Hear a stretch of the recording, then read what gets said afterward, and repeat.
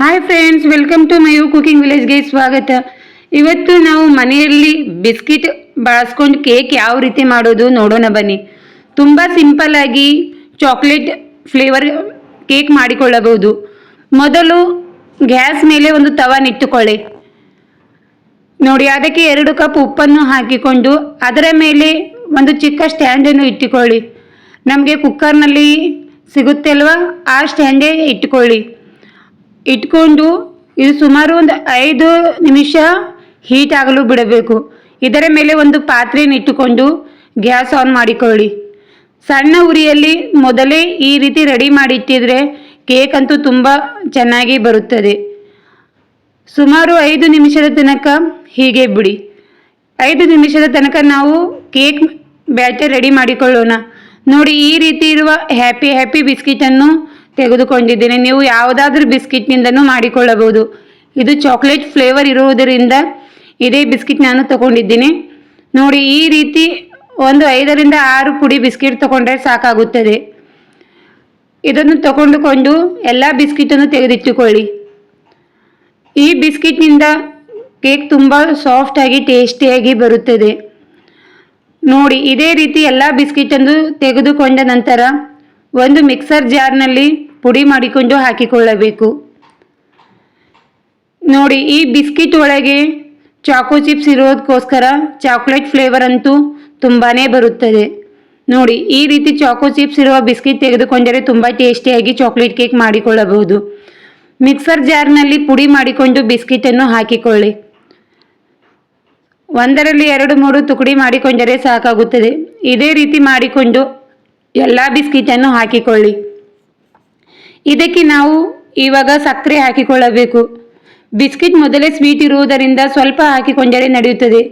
ನಾನು ಇಲ್ಲಿ ಮೊದಲೇ ಪುಡಿ ಮಾಡಿರುವ 4 ಸ್ಪೂನ್ ಸಕ್ಕರೆಯನ್ನು ಹಾಕಿಕೊಳ್ಳುತ್ತಿದ್ದೇನೆ. ನಿಮಗೆ ಸ್ವೀಟ್ ಎಷ್ಟು ಬೇಕನ್ನಿಸುತ್ತೆ ಅಷ್ಟು ಹಾಕಿಕೊಂಡರೂ ನಡೆಯುತ್ತದೆ. ಮಿಕ್ಸರ್ ಜಾರನ್ನು ಮುಚ್ಚಿ ಪುಡಿ ಮಾಡಿಕೊಳ್ಳಿ. ತುಂಬ ನೈಸಾಗಿ ಪುಡಿ ಮಾಡಿಕೊಳ್ಳಬೇಕು. ಸ್ವಲ್ಪನೂ ಬಿಸ್ಕಿಟ್ ಪೀಸ್ ಇರಬಾರ್ದು, ಆ ರೀತಿ ರುಬ್ಬಿಕೊಳ್ಳಿ.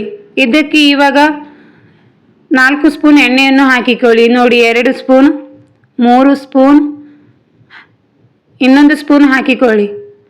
ನೋಡಿ, ನಾನು ಎಷ್ಟು ವಿಡಿಯೋ ಕಟ್ ಮಾಡ್ತಾ ಇಲ್ಲ, ನೀವು ವಿಡಿಯೋ ಪೂರ್ತಿ ನೋಡಿ, ನಿಮಗೆ ತುಂಬ ಸಾಫ್ಟಾಗಿ ಕೇಕ್ ಬರುತ್ತೆ. ಅದಕ್ಕೆ 1 ಕಪ್ ಹಾಲನ್ನು ಹಾಕಿಕೊಳ್ಳಿ. ಈ ಅಳತೆಯಲ್ಲಿ ಮಾಡಿಕೊಂಡರೆ ತುಂಬ ಸಾಫ್ಟಾಗಿ ಬರುತ್ತದೆ. ಕೇಕ್ ಯಾವ ಪಾತ್ರೆಯಲ್ಲಿ ಮಾಡುತ್ತೇವೆ ಅದಕ್ಕೆ ಸ್ವಲ್ಪ ಎಣ್ಣೆಯನ್ನು ಹಚ್ಚಿಕೊಳ್ಳಿ. ನಿಮಗೆ ಕೇಕ್ ಮಾಲ್ಟೇ ಬೇಕಂತಿಲ್ಲ ಏನಿಲ್ಲ, ಸ್ವಲ್ಪ ಎಣ್ಣೆ ಹಚ್ಚಿದರೆ ಸಾಕಾಗುತ್ತೆ. ನೋಡಿ, ಈ ರೀತಿ ಬ್ಯಾಟರ್ ರುಬ್ಬಿಕೊಂಡು ಬಂದರೆ ಸಾಕು, ತುಂಬ ಚೆನ್ನಾಗಿ ಕೇಕ್ ರೆಡಿಯಾಗುತ್ತೆ. ನೋಡಿ, ಮೊದಲೇ ಹಾಲು ಹಾಕಿ ರುಬ್ಬುವುದರಿಂದ ನಮಗೆ ಭಾಳ ಹೊತ್ತೇನೂ ಬೇಕಾಗೋದಿಲ್ಲ. ರುಬ್ಬಿದ ನಂತರ ಇದಕ್ಕೆ 1 ಸ್ಪೂನ್ ಬೇಕಿಂಗ್ ಪೌಡರ್ ಹಾಕಿಕೊಳ್ಳಿ. ಇದು ಹಾಕುವುದರಿಂದ ತುಂಬ ಫ್ಲಫಿಯಾಗಿ ಬರುತ್ತದೆ. ನಿಮ್ಮ ಹತ್ರ ಇಲ್ಲ ಅಂದರೆ ಏನೋ ಹಾಕಿಕೊಂಡರೂ ನಡೆಯುತ್ತೆ. ನೋಡಿ, ಅದಕ್ಕೆ 2 ಸ್ಪೂನ್ ಹಾಲನ್ನು ಹಾಕಿಕೊಂಡು ಇನ್ನೊಂದು ಸಲ ರುಬ್ಬಿಕೊಳ್ಳಿ. ಬೇಕಿಂಗ್ ಪೌಡರ್ ಹಾಕಿದ ನಂತರ ಭಾಳ ಹೊತ್ತೇನು ರುಬ್ಬುವ ಅವಶ್ಯಕತೆ ಇರುವುದಿಲ್ಲ, ಸ್ವಲ್ಪ ರುಬ್ಬಿಕೊಂಡರೆ ಸಾಕಾಗುತ್ತೆ. ನೋಡಿ, ದೋಸೆ ಹಿಟ್ಟಿನ ಹದಕ್ಕೆ ಇದ್ದರೆ ಸಾಕು, ತುಂಬ ಏನು ಆಳಸಿರಬಾರ್ದು. ತುಂಬ ಗಟ್ಟಿ ಇದ್ದರೂ ಕೇಕೇನು ಅಷ್ಟು ಚೆನ್ನಾಗಿ ಬರುವುದಿಲ್ಲ. ಈ ರೀತಿ ಇದ್ದರೆ ಸಾಕು, ಒಂದು ಸಲ ಚೆಕ್ ಮಾಡಿಕೊಳ್ಳಿ. ನೋಡಿ, ಈ ರೀತಿ ರುಬ್ಬಿದ ನಂತರ ಮೊದಲೇ ನಾವು ಎಣ್ಣೆ ಹಚ್ಚಿರುವ ಪಾತ್ರೆಗೆ ಹಾಕಿಕೊಳ್ಳಬೇಕು. ಈ ಕೇಕ್ ಅಂತೂ ತುಂಬ ಟೇಸ್ಟಿಯಾಗಿ ಬರುತ್ತದೆ. ನಾನು ಈ ಕೇಕ್ ಕೋವಿಡ್ನಲ್ಲಿ ಕಲಿತೆ. ಕೋವಿಡ್ನಲ್ಲಿ ಅಂತೂ ಬೇಕ್ರಿ ಅಂಗಡಿ ಎಲ್ಲ ಮುಚ್ಚಿರುವುದರಿಂದ ಆವಾಗ ನಾನು ಬಿಸ್ಕಿಟ್ನಿಂದ ಯಾವ ರೀತಿ ಕೇಕ್ ಮಾಡೋದು ಅಂತ ನೋಡಿ ಕಲ್ತಿದ್ದು. ನಾನು ತಿಂಗಳಲ್ಲಿ ಅಂತಲ್ಲ, 15 ದಿವಸಕ್ಕೂ 1 ಸಲ ಆದರೂ ಈ ರೀತಿ ನಾನು ಮನೆಯಲ್ಲಿ ಮಾಡಿಕೊಳ್ಳುತ್ತೇನೆ. ನೋಡಿ, ಈ ರೀತಿ ನಿಮ್ಮ ಹತ್ರ ಡ್ರೈ ಫ್ರೂಟ್ಸ್ ಇದ್ದರೆ ಹಾಕಿಕೊಳ್ಳಿ, ಟೂಟಿ ಫ್ರೂಟಿ ಹಾಕಿದ್ದರೂ ನಡೆಯುತ್ತೆ. ನಾನು ಇಲ್ಲಿ ಸ್ವಲ್ಪ ಕಾಜು ಬಾದಾಮ್ ಹಾಕಿ ಕೇಕ್ ಮಾಡೋದಕ್ಕೋಸ್ಕರ ಇದರ ಮೇಲೆ ಸ್ವಲ್ಪ ಕಾಜು ಬಾದಾಮ್ ಹಾಕಿದ್ದೇನೆ, ಚೆನ್ನಾಗಿ ಕಾಣಿಸೋಕ್ಕೋಸ್ಕರ. ಪಾತ್ರೆಯಲ್ಲಿ ಸ್ವಲ್ಪ ಜಾಗ ಇರುವ ಹಾಗೆ ಹಾಕಿಕೊಳ್ಳಿ. ನೋಡಿ, ಮೊದಲೇ ಸ್ಟೀಮ್ ಮಾಡುವುದರಿಂದ ತುಂಬ ಚೆನ್ನಾಗಿ ಕೇಕ್ ರೆಡಿಯಾಗುತ್ತೆ. ನೋಡಿ, ಅದರೊಳಗೆ ಪಾತ್ರೆಯನ್ನಿಟ್ಟು ಸುಮಾರು ಅರ್ಧ ಗಂಟೆಗಳ ಕಾಲ ಸಣ್ಣ ಉರಿಯಲ್ಲಿ ಬೇಯಿಸಿಕೊಳ್ಳಿ. ಅರ್ಧ ಗಂಟೆಗಳ ನಂತರ ನೋಡೋಣ. ನೋಡಿ, ಇವಾಗ ಇದೇ ರೀತಿ ಅರ್ಧ ಗಂಟೆಗಳ ಕಾಲ ಬೇಯಿಸಿಕೊಳ್ಳಬೇಕು. ಸಣ್ಣ ಉರಿಯಲ್ಲಿ ಬೇಯಿಸೋದ್ರಿಂದ ತುಂಬ ಫ್ಲಫಿಯಾಗಿ ಸಾಫ್ಟಾಗಿ ಕೇಕ್ ರೆಡಿಯಾಗುತ್ತೆ. ಅರ್ಧ ಗಂಟೆಗಳ ನಂತರ ಚೆಕ್ ಮಾಡಿಕೊಳ್ಳಿ.